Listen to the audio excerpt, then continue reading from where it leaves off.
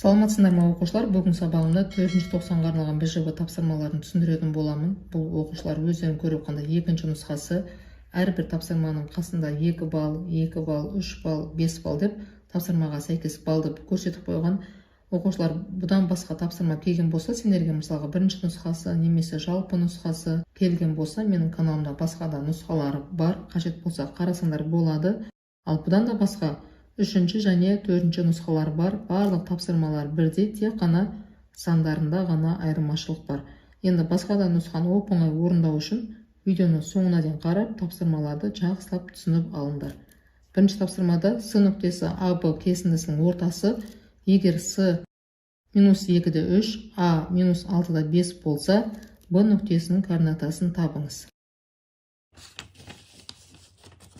Оқушылар, Б нүктесінің координатасын табу үшін кесіндінің ортасын табу формуласын қолданамыз, яғни мынау екі формуланы қолданамыз. Мұндағы x1, y1 дегеніміз бұл А нүктесінің координатасы, x2, y2 дегеніміз Б нүктесінің координатасы, бұл ізденімді координата, қазір осыны табуымыз керек. Ал x және y дегеніміз бұл с нүктесінің координатасы.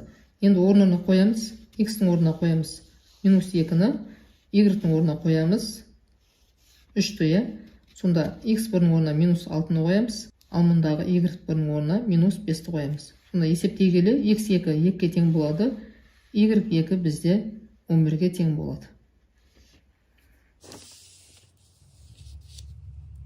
Оқушылар, екінші тапсырмада шеңбер берілген, оның центрі О нүктесі, ал АБ бізде диаметр, А-ның координатасы 8-де -3, Б-ның координатасы -2-де -5, бізге табу керек О нүктесінің координатасын. Ол үшін бірінші есептегідей кесіндінің ортасын табу формуласын қолданамыз. x1 мен x2-ні қосып 2-ге бөлеміз, y1 мен y2-ні қосып 2-ге бөлеміз. О нүктесінің координатасы А және Б деп алдым ғой, сонда x пен y-тің орнына А мен Б-ны қоямыз. Мұндағы x1, y1 дегеніміз А нүктесінің координатасы, x2, y2 дегеніміз Б нүктесінің координатасы. Сонда Аны табу үшін 8-ге қосамыз, 2-ні бөлеміз 2-ге, сонда 3 болады. Мұнда минус таңба бар, таңбаға мән береміз. -3-ге қосамыз -5-ті, -8 болады, 2-ге бөлеміз -4 болады. Сонда шеңбердің центрдің координатасы 3-те -4 болады. Енді осыны қолданып шеңбердің теңдеуін жазуымыз керек. Жалпы шеңбердің теңдеуі мына формуламен өрнектеледі. Ал енді бізде мұнда А бар, Б бар, жаңа тауып алдық. Радиус жоқ. Радиусты біз шеңбердің центрі О болғандықтан ОА немесе ОБ деп алсақ болады. Жалпы бізде АБ диаметр ғой, сонда бізде осыны радиусты осылай алсақ болады.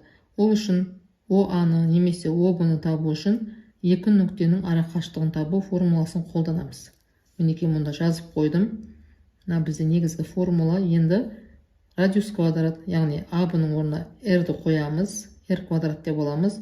Ал оны біз О арқылы өрнектейтін болсақ, ОА квадрат деп аламыз да, орнына қойып есептеген кезде радиустың квадраты 26-ға тең болады. Яғни А-ның координатасын азайтамыз, О-ның координатасын 8-ден азайтамыз 3-ті, -3-тен азайтамыз -4-ті.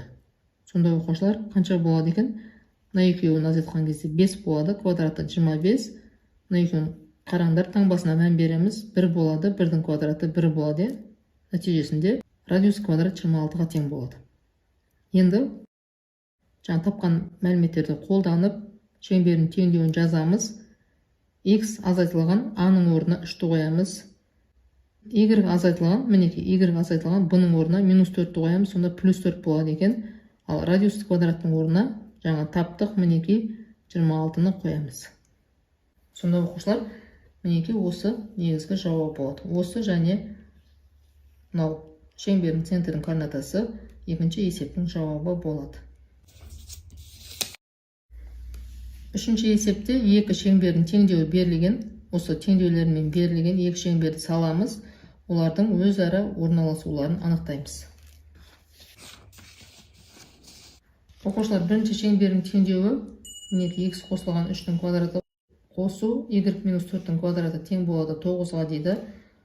Ол шеңбердің центрдің координатасын жазып аламыз, -3-те 4 болады.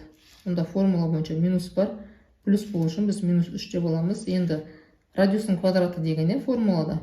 Демек бұл 9 3-тің квадраты. Радиусты біз 3-ге теңеп аламыз. Екінші шеңбердің теңдеуі берілген. Центрінің, яғни О нүктесінің координатасын табамыз. 2-де 4 болады. Мұнда 2, мұндағы 4 аламыз. Ал 4 деген сан бұл 2-нің квадраты. Енді осы мәліметтерді қолданып координаталы жазықтыққа сызып алайық. Минус 3-те 4, мінекей минус 3-те 4, радиусы 3-ке тең. 1, 2, 3-ке тең. Шеңбер сызып алдық. Екіншісінде 2-де 4, мінекей 2-де 4. Екінші шеңбердің центрін белгілеп алып, радиус 2-ке тең екен. 1, 2 деп алып, шеңберді сызып алдық. Және қараймыз, есептер өзара жанасып тұр. Мұнда жауабын жазамыз, өзара жанасады. Соңғы 4-ші тапсырмада А, Б, С, Д нүктелері табаны А, Б және С, Д болатын тікбұрышты трапецияның төбелері, трапецияның орта сызығы мен ауданын табыңыз. Оқушылар, мінекей А, Б, С, Д нүктелері осы трапецияның төбелері болады. Координаталық жазықтыққа осылай сызып алдым. Орта сызығы бізде оқушылар, мінекей 1, 2, 3. Мына жақтан 1, 2, 3 осы ЕФ кесіндісі трапецияның орта сызығы болады. Енді бізге ЕФ-ті табу керек және осы трапецияның ауданын табу керек. Ең алдымен оқушылар Е нүктесінің координатасын табамыз. Сонан соң F нүктесінің координатасын табамыз. Содан соң барып екі нүктенің арақашықтығын табу формуласын қолдану арқылы ЕФ-тің ұзындығын табамыз. Ары қарай аудан табу үшін осы трапецияның орта сызығы мен биіктігін көбейтеміз. Оқушылар Е нүктесінің координатасын табу үшін кесіндінің ортасын табу формуласын қолданамыз. Яғни мына формуланы қолданамыз. Ол үшін А мен Д-ның координаталарын қолданамыз. X1 мен X2-ні қосамыз. X1 бізде минус 3-ке тең, X2-де минус 3-ке тең екен. Қосып 2-ке бөлгенде минус 3 болады. Y1 бізде мінекей мұнда тұр 5-ке тең, Y2 минус 1-ге тең. Қосып 2-ке бөлеміз 2 болады. Сонда Е нүктесінің координатасы минус 3-те 2-ге тең. Оқушылар бұлай таппай-ақ, мақтан да көрсетсақ та болар еді негізі.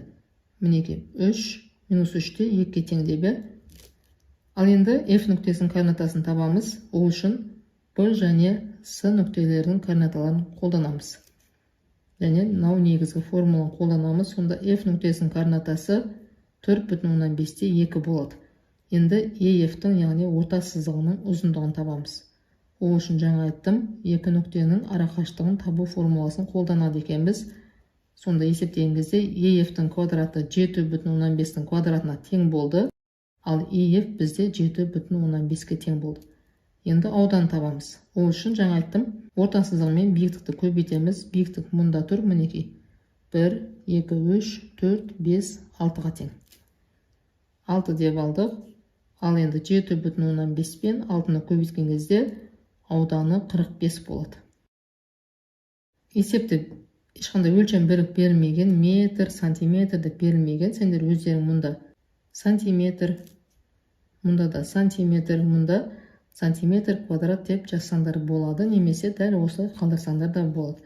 Сонда жауабы есептің өзінің тапсырмасы бойынша орта сызығы 7,5-ке тең, ауданы 45-ке тең.